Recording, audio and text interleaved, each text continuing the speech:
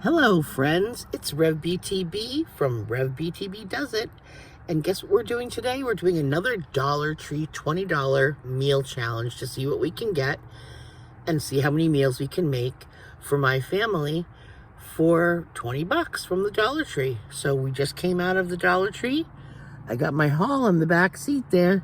Let's go home and see what we can do. Okay, friends, we've made it back home from the Dollar Tree, and I've unloaded my groceries, put everything that I had gotten away, and now we're going to get to the complete Dollar Tree haul for today's video. Now, I had to do some changes on the fly from what I had planned to do, so I had to create another meal on my own in my mind as I was there at the store.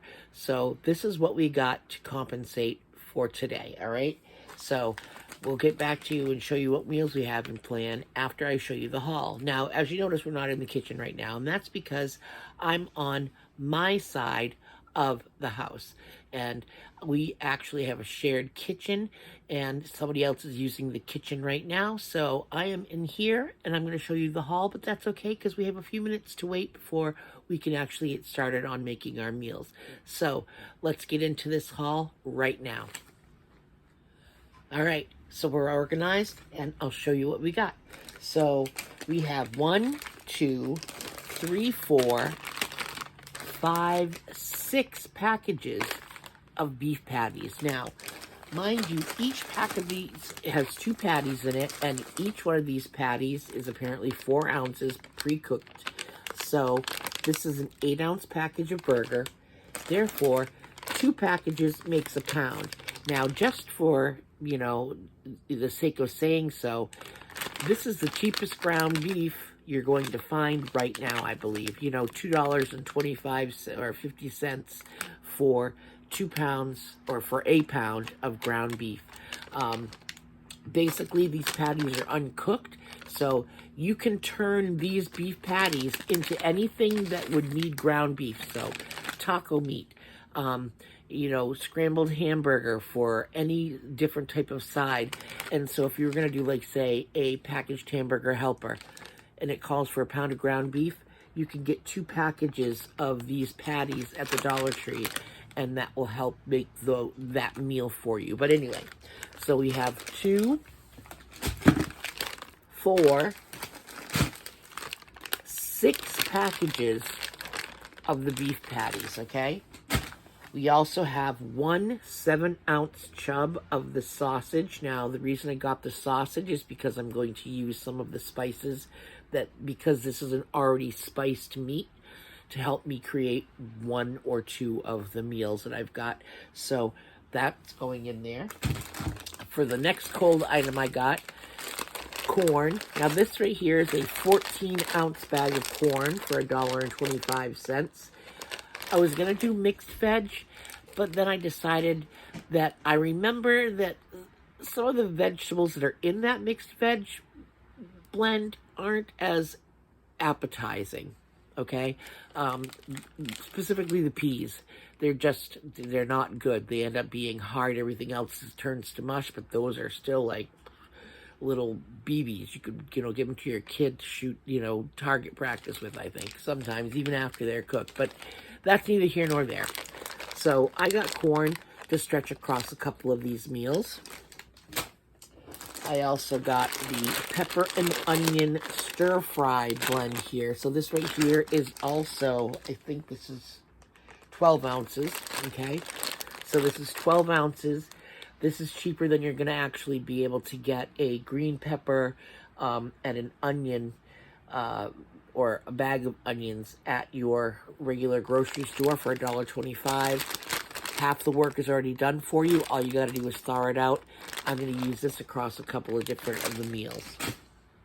The next thing I got was brown gravy. Now, this is the last packet that they had, and I wanted to get 2, so I only got the 1, but that's okay. I actually am just going to trade this out, possibly, for 2 packets that I have in my actual pantry, and pretend I got 2 packets of the brown gravy from the Dollar Tree. You can get this cheaper elsewhere. See, honestly, so I'm actually just showing you what I can do from the Dollar Tree, but I'm going to use one or two things that I got from another store to compensate for what I was unable to get at the Dollar Tree. Another thing I got was these crispy fried onions, and I'm sorry that everything is backwards here, but that's the way my camera orients. Now, I also got a little box of the Idahoan baked mashed potatoes. This is also going to be going into a couple of different recipes that I have planned out for here. You can buy the individual packets for, just one meal's servings, but I needed to stretch this across a couple of different meals, so the box was the way to go. And because I did not find any milk on the shelf or in the refrigerated section, and this does take milk and butter, I am just going to use my pantry staples of, the stuff that I had gotten from Dollar Tree haul in a video that I had done prior, to help spice things up, as well as use a little bit of butter, a little bit of milk, stuff like that, that's from my pantry. And I figure people have that generally in their thing, but if not, it's only $1, and they did not have any at my Dollar Tree. Otherwise, I would have purchased milk, shelf-stable milk. But anyway, you can get way more for your bang for your buck for $1.25 with this 6-ounce package, rather than getting one of those 2-ounce packages, I think, of the potato flakes that have the different, like the little paper packages. This had a lot more in it. So, and I needed this for a couple of recipes. So there's that. You'll remember this from my Dollar Tree haul for the pantry staples. This right here, I'm including this in my thing here. This is Italian seasoning. This is going to be used in a couple of different recipes. And even though I already previously bought this, I'm including this in the cost of what I spent to go to the Dollar Tree for my $20 challenge. Croutons. I got garlic croutons as a replacement for stuffing. Yes. And I got the flavored croutons because I'm just going to plan on crushing them up and using this in lieu of stuffing. So, crushing that up. I also got, they had this Bullseye everyday barbecue sauce. And I know that the Dollar Tree carries their own type of brand, but I had remember seeing a Bullseye sauce, a long time ago. Bullseye was a big deal. And so I decided I would use this.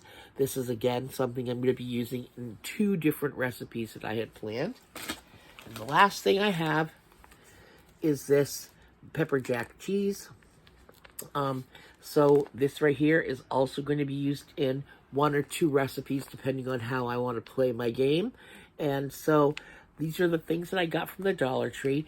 If you counted, you'll see that there's 1 or 2 items I did not include. So I'm not quite at $20 here, but I figure I'm going to be able to use a couple of things that I have in my pantry as, replacements for things I couldn't find at the Dollar Tree. And last but not least, we have a 6-pack of eggs. Usually they would have 8 or 12. They're going down to the 6, but still for $1.25. That's pretty dang good for eggs right now, because 18 eggs at the grocery store is almost $5 where I'm at. So $1.25 for 6 eggs isn't a bad deal, and I'm going to be using this across a couple of different recipes as well. So that's what I got from my haul. We'll come back and show you how I'm going to put this together, because that frozen stuff, most of it's got to thaw out before I can even start to use it. So we'll see in a little while when I come back and start making these recipes up.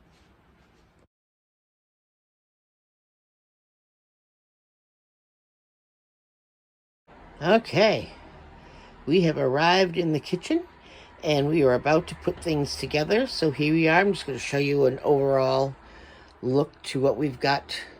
There's our hamburger. There's our sausage. I only took out 4 eggs. We've got all of the other things I described here.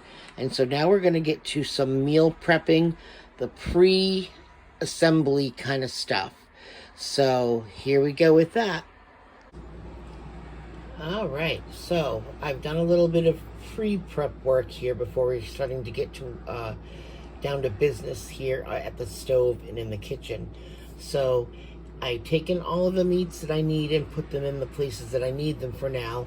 So this right here, I'm frying up as scrambled hamburger, and I have half the chub of sausage and 2 packages of the beef patties in this pan right here. I'm going to turn them on and start chopping it up to make scrambled hamburger.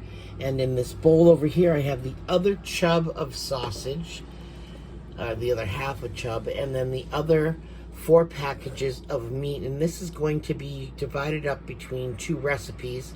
So I guess I should tell you what we're making. We're going to be making shepherd's pie. We're going to be making meatballs and gravy, and we're going to be making meatloaf. So this right here is going to be the base meat mixture for my meatloaf and my meatballs. And you'll see how I'm going to change up the flavor profile of each one of those after I get the base meat mix done. And so right now, I am actually going to be chopping some of these peppers and onions up to put in here with the shepherd's pie, or not shepherd's pie, it's cottage pie since it's not lamb, meat here, so that we can get some flavor going on for the cottage pie that we're putting together. So rather than make you hang around and watch me do all that kind of prep work, now that I've explained what we're going to do, I'm just going to get to cooking this all up, and we'll come back in the next clip after we've gotten all this business out of the way. Okay, so what we've done so far is I have now gotten the peppers and onions chopped up a little bit more finely for the other recipes that I'm working on. I'm still waiting on this meat to thaw itself out enough so that I can start working with it, and then I'll start assembling the base meat mixture for the meatballs and the meatloaf. Here I have the other half of the chub and 2 packages of that ground beef patties, all cooked up, ready to go for the shepherd's pie. And now I am boiling the water to get ready to cook our mashed potatoes. Now this is going to go and stretch through all 3 recipes. So I'm doing the shepherd's or cottage pie with the meat here.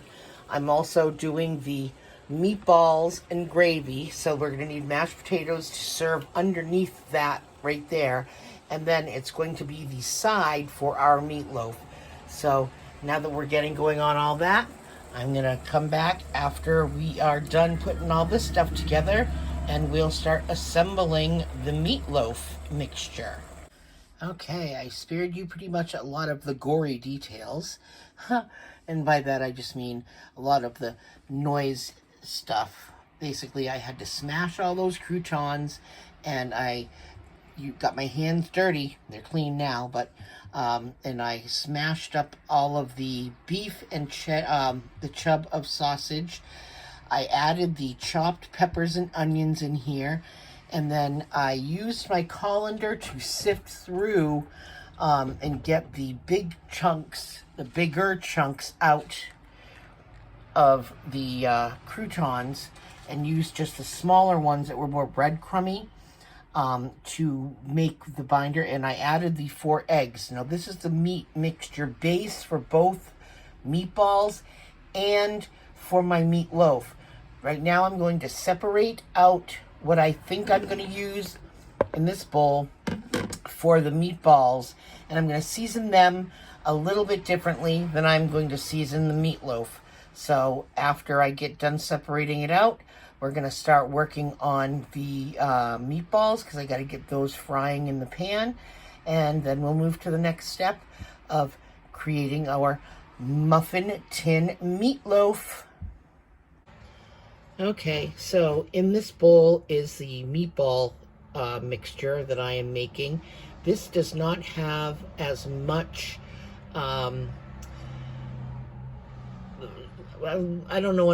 this is not going to have as much stuff in it as the meatloaf mixture. So the meatballs basically have the Italian seasoning, and I've got garlic powder and onion powder as well in here. pepper, salt, all the basics and stuff. And over there I have garlic powder, onion powder so far. I have not added anything else to that one yet, and I will be adding the remainder of these croutons after I get them crunched down one more time into that meatloaf to stretch it out a little bit further, and then we will move on from there. I'm going to cut the video off, and the way I measured that out was I basically took the spoon that I'm going to use to measure the meatballs, and if I'm making 4 servings of meatballs and gravy, I'm going to try to get 4 medium-sized meatballs per serving, so I would need 16. I might actually try to stretch out another meal from that to get 5 out of the meatballs and gravy. We'll see how it works. So I'm going to get to making the meatballs, and then I'm going to be frying them up in this pan here so that they pre-cook before I put them in the gravy, which I have yet to mix up. I haven't mixed up the gravy, and I am only using the 1 packet because it does make 2 cups. I don't think I will need all of the 2 cups for the shepherd's pie, obviously, because I need, you know, I'm going to be putting the meatballs into the gravy, and that's going to be served on top of the mashed potatoes that I have set aside. And I've got those already made back up here, waiting for me to, get them on the shepherd's pie, and then the remainder will be divided up between the 2 meals to create sides and or part of the main dish, like I said, for the meatballs and the gravy. So I'm gonna get my hands dirty again, and I'm gonna get into making these meatballs, and I'll come back when we're sizzling on the stove here and possibly creating more mess in my kitchen with creating the meatloaf, and I'll show you how we turn that into muffin tin meatloafs. Okay, so you saw that bowl full. I got this many meatballs. I believe there's 25 or 26 in there. I wanted to make sure that I had at least enough for people to feel like they were getting, you know, a serving, obviously, and possibly eke out 1 more meal from this. So rather than get 4 servings, trying to get 5 so that there's 1 for everybody plus a leftover serving. So I'm hoping that I can get 5 meals out of this. We'll see how that works out, but they're looking really good, guys. They're frying up pretty good, and yeah, I've just got them on low in a little bit of oil to help get them brown, and then basically I'm going to put them on a paper towel to drain, and I won't be putting them in the gravy until I'm serving it, because this is not traditional ground beef. Therefore, I don't know how it will hold together if I try to, like, put the meatballs in the gravy before serving. So, basically, I'm getting these out of the way, and then I'll be working on the meatloaf. So, that's what these look like for right now. They're in the pan, they're sizzling, and they smell delicious. Alright, so we've got our gravy all made together now. And we have most of our cottage pie mixture in the bottom of this pan. I'm going to just put a slight amount of that gravy in here and put that on top of here. And then we'll actually get the corn on top of that. And then we'll put our mashed potatoes on top of that. And our shepherd's pie will be almost done. Okay, so I've used about 1/3 of that bag of corn. Put that over the top of the gravied meat mixture, and then I took about half of that pepper jack cheese thing and basically sliced it over the top of that, and then the last thing I gotta do is throw on that mashed potato, and then that can be ready to go into the oven to bake alongside the meatloaf when that's all put together. Okay, so this is what we have left for our full box of mashed potatoes so far. So half of this is supposed to go for, half or 2/3 is going to go for the meatballs and gravy. And then the other third is going to go for side to go along with the meatloaf. And so I've got the Bullseye Everyday Meatball, barbecue sauce going into the meatloaf mix. I've added the rest of the croutons And basically, I'm just going to stir this all together, get this into the muffin tin, and get to cooking our goods so you guys can see what we got going on. And oh, I made the gravy already. So there's the gravy, like I said, and there's our meatballs waiting to get plated up. I forgot to add that we also had put some of these crispy onions in there. I think I'm going to put a few more in, so I thought, oh, I better show them. So I put some of the crispy onions, about 2/3 of the package inside, and then the rest is going to go on top of our shepherd's pie, actually, to help give that a little zhuzh. Okay, so basically we are all set. We got 12 meatloafs out of that pan, and I have just taken and put the barbecue sauce on the top. We use the rest of the crispy fried onions on top of our shepherd's pie or cottage pie, and now we're gonna just stick these both in the oven. I've got my oven heated to 375 right now, and we'll see what that looks like after a little while. Probably cook these until they're done. The shepherd's pie may be done sooner than the meatloafs, but we'll see how that works out. So we'll come back when we're pulling stuff out of the oven. Oh my goodness, look at these beauties. They don't look too shabby. And this right here is the rest of that pepper jack cheese that I've just evenly sliced up over the top. I could have put it back in the oven and melted it, but I kind of didn't want to. I kind of wanted to make it like, I don't know, melt on its own, sort of like this one is doing here, so that it's not melted all over the top, but kind of more like a topping. And then here is our fully cooked shepherd's or cottage pie. And so this right here will be complete meals, and that looks like I can serve 6 out of that. If we cut it into thirds and then cut it in half, you'd be able to get, 6 servings out of that. I'd say 6 servings out of this as well.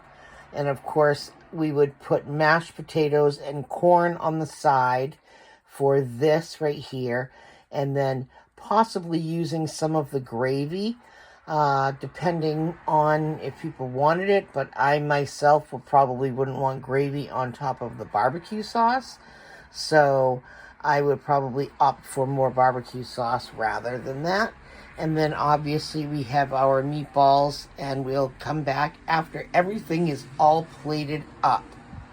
All right, so this right here is 5 meatballs with a serving of mashed potatoes, which on the package says was 1/3 of a cup.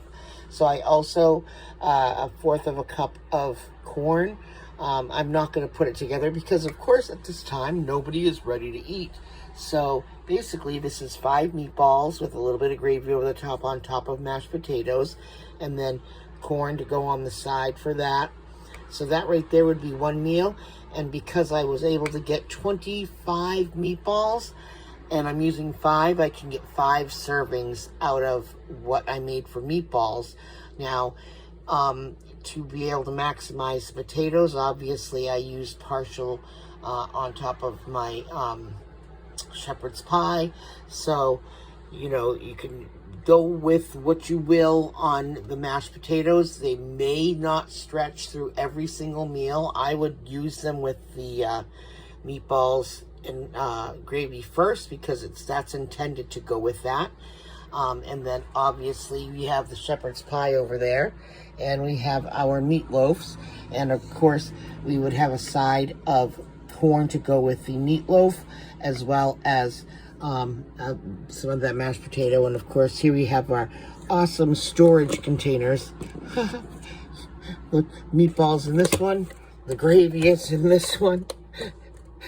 I'm not going to open it up. And the mashed potatoes are in that one, so that when people do get hungry, they can come out here and process their deliciousness. So it's going to be a smorgasbord day here for people to pick and choose what they would like to eat.